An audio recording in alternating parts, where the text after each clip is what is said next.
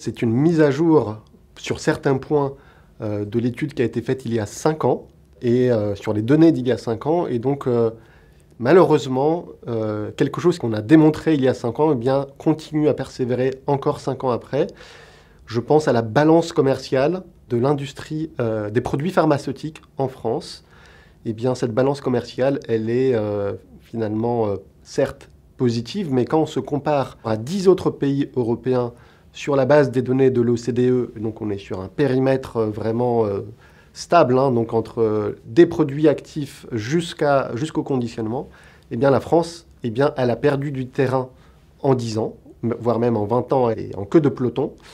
Et elle a perdu vraiment du terrain et surtout elle s'est fait distancer par un trio de têtes que sont la Suisse, notamment l'Irlande et l'Allemagne, qui ont investi ou dont le pays a fait du médicament une vraie stratégie pour se positionner sur une recherche et développement et de la production de médicaments à forte valeur ajoutée.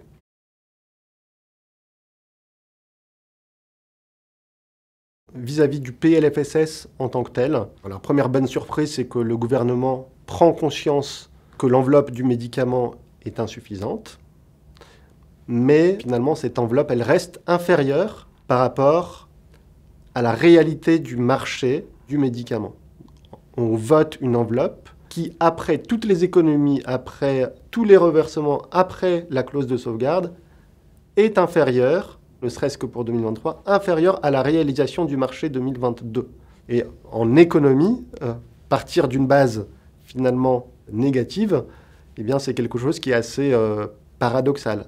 Et quand bien même on remonte cette enveloppe rétroactivement au titre de 2023, on reste en deçà du marché 2022. C'est une surprise.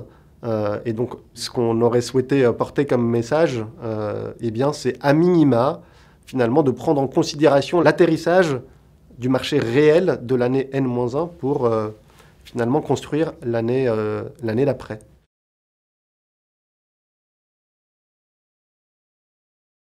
Au-delà de la régulation et au-delà du PLFSS, dans une perspective de pluriannuel et de long terme, les entreprises du G5 Santé sont vraiment un exemple à suivre en termes de production en France.